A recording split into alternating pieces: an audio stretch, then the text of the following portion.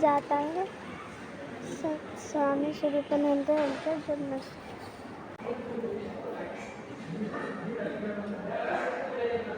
तर हे आहे त्यांचं जन्मस्थळ. ते इथे आहेत त्यांचे फोटो.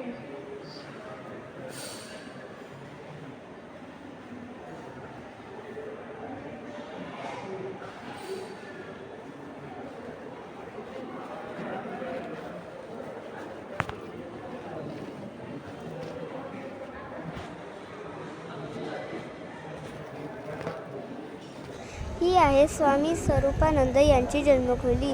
जे कोणी माझा व्हिडिओ पाहत आहेत त्यांनी स्वामी स्वरूपानंदांचे दर्शन घ्या.